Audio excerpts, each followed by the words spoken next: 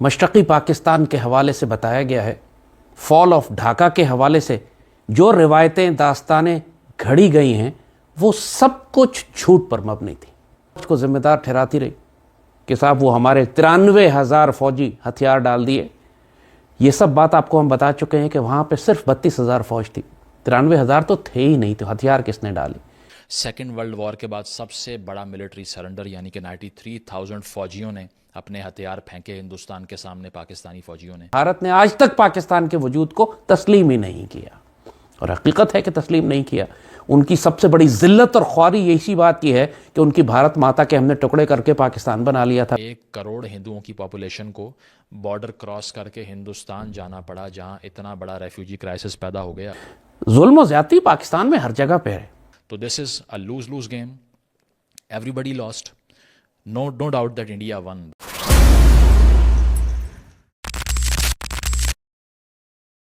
نمسکار دوستوں، میں آشو ریئیکٹر نامہ چینل پہ آپ کا سواگت کرتا ہوں.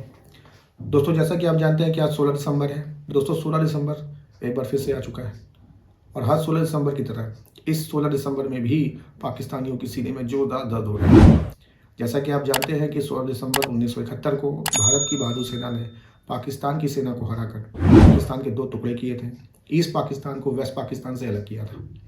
لیکن اتنا سب کچھ ہو جانے کے بعد بھی آج بھی بہت سے ایسے پاکستانی ہیں جو اس بات پہ یقین ہی نہیں کرتے کہ 1971 کو پاکستانی فوج کے 93,000 فوجیوں کی پتلونیں اتاری گئی تھی. وہ کہتے ہیں کہ یہ بھارت کا پروپیگنڈا ہے پاکستان کے خلاف. ایسا تو کچھ ہوا ہی نہیں تھا. پاکستان کے مشکل سے 30 سے 40,000 فوجی ہی اس پاکستان میں تھے. 93,000 کا جو آنکڑا ہے یہ غلط ہے. تو آئیے دیکھتے ہیں اس مزیدار ویڈیو کو. اس ویڈیو کو دیکھ کے آپ بھی مزے لیجئے، ہم بھی مزے لیتے ہیں. میں آپ سے ملوں گا ویڈیو کے آخری میں. تو کچھ بھی آپ کو مشرقی پاکستان کے حوالے سے بتایا گیا ہے، فال آف ڈھاکہ کے حوالے سے جو روایتیں داستانیں گھڑی گئی ہیں وہ سب کچھ جھوٹ پر مبنی تھی. کیا بولا تو نے؟ وہ گوئی کا، جھوٹ کا، ڈس انفارمیشن کا، پروپیگنڈے کا ایک ایسا جال بچھایا گیا. 2 نسلیں گزرنے کے بعد بھی زہر بھرتا رہا ہماری قوم کے ذہنوں میں. پوری قوم صرف پاک فوج کو ذمہ دار ٹھہراتی رہی کہ صاحب وہ ہمارے 93,000 فوجی ہتھیار ڈال دیے. یہ سب بات آپ کو ہم بتا چکے ہیں کہ وہاں پہ صرف 32,000 فوج تھی، 93,000 تو تھے ہی نہیں. تو ہتھیار کس نے ڈالی؟ سیکنڈ ورلڈ وار کے بعد سب سے بڑا ملٹری سرنڈر یعنی کہ 93,000 فوجیوں نے اپنے ہتھیار پھینکے ہندوستان کے سامنے پاکستانی فوجیوں نے. فوج کے خلاف ایک ایسی منظم سازش ہے جو پہلے دن سے چل رہی ہے. پاکستان بننے کے فوراً بعد ہی مشرقی پاکستان کو توڑ کر الگ کرنے کی سازشیں شروع ہو چکی تھی. حقوق کا سوال نہیں تھا. بھارت آپ کو معلوم ہے کہ اس نے کبھی پاکستان کے وجود کو تسلیم نہیں کیا. وہ ہمیشہ سے آج تک ان کی اسٹریٹجی یہی ہے کہ پارٹیشن کو انڈن کیا جائے. بھارت نے آج تک پاکستان کے وجود کو تسلیم ہی نہیں کیا، اور حقیقت ہے کہ تسلیم نہیں کیا. ان کی سب سے بڑی ذلت اور خواری اسی بات کی ہے کہ ان کی بھارت ماتا کے ہم نے ٹکڑے کر کے پاکستان بنا لیا تھا. بات تو صحیح ہے. جب پاکستان بنا ہے اس وقت ہندوؤں کی تعداد 25% تھی. آج ہندوؤں کی تعداد 1.5% ہے. دیکھیں پاکستان نے سارے ہندو مار دیے. یہ ایک عام پروپیگنڈا ہمارے نوجوانوں کے ذہنوں میں. جو 25% پورے پاکستان میں ہندو بستے تھے اس میں سے 22-22.5% ہندو مشرقی پاکستان میں تھے. اس لیے جب مشرقی پاکستان الگ ہو گیا پاکستان سے تو مغربی پاکستان میں پھر 1.5% ہندو ہی بچے. پاکستان نے مار نہیں دیے. جہاں تک پاکستان کا تعلق ہے، ایوب خان نے 1958 میں پاکستان کا اقتدار لیا، اور 4-5 سال کے اندر ہی پاکستان کی شکل ہی تبدیل ہو گئی. دنیا یقین نہیں کر رہی تھی کہ یہ پاکستان جس رفتار سے ترقی کر رہا تھا. سازش یہ تھی کہ 60s کے دور میں دشمنوں نے دیکھ لیا یہ بات کہ پاکستان جس طرح ترقی کرتا جا رہا ہے، اگر اس کو نہ روکا گیا تو یہ عالمی طاقت بن جائے گا اگلے 10-15 سال کے اندر. اور 65 کی جب جنگ ہوئی ہے تو اس کے بعد ظاہر ہے پاکستان آرمی کی عزت آسمان پہ تھی پوری قوم میں. 2 کیریکٹرز کا انتخاب کیا، ایک مشرق میں مجیب الرحمان کا اور مغرب میں ذوالفقار علی بھٹو کا. اور جو آبجیکٹو اچیو کرنے تھے وہ یہ تھے کہ پاکستانی فوج کی جو عزت ہے قوم میں اس کو خاک میں ملا دیا جائے، مٹی میں ملا دیا جائے. ایوب خان کی سب سے بڑی غلطی یہی تھی کہ بھٹو پہ اعتبار کیا. یہ بھٹو کو اپنا ڈیڈی کہا کرتا تھا، اپنا باپ.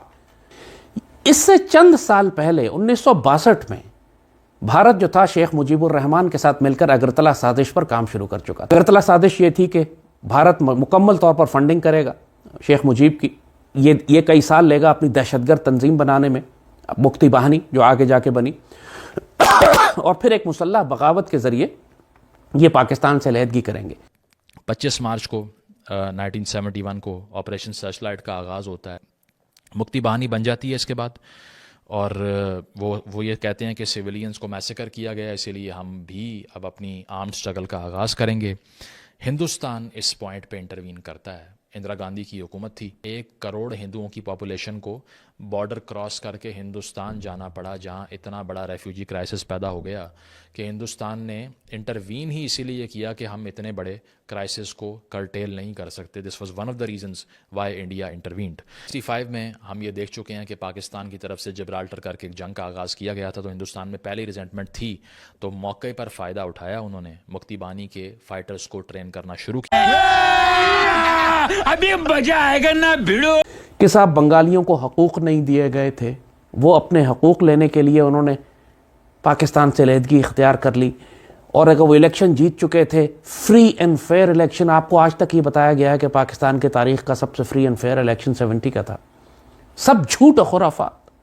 कहते जी सारी सीटें जीत गए, 181 सीटें वो जीत गए। एक कैसे जीत गए? इसलिए कि उनके खिलाफ कोई खड़ा ही नहीं हुआ, खड़ा हो सकता नहीं था। मुक्ति बाहिनी मुसल्लह दहशतगर्द हर पोलिंग स्टेशन पर कत्ल कर देते थे उस सामने वाले को जाके कि जो इनके खिलाफ खड़ा होता था। दिसंबर में पाकिस्तान की तरफ से एक एयर स्ट्राइक भी की जाती है इंडियन इंस्टॉलेशंस पर, जिसके बाद में हिंदुस्तान कहता है कि हम सेल्फ डिफेंस में एक्ट कर रहे हैं। फुल स्केल वॉर का आगाज़ हो जाता है, जो कि 2 हफ्ते से ऊपर चलती नहीं है, और बे ऑफ बंगाल को हिंदुस्तान ब्लॉक कर देता है।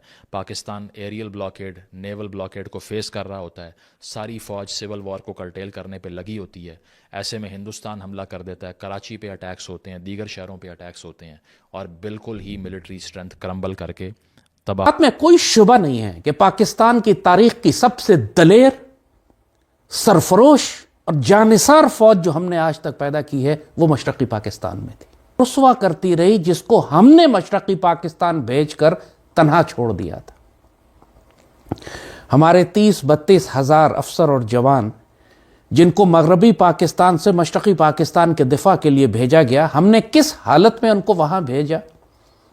उनके पास ना भारी हथियार थे, ना टैंक था, ना तोपखाना था, ना मुनासिब एयरफोर्स थी, ना नेवी थी, और दुश्मन के पास 50 और 1 की बर्तरी थी।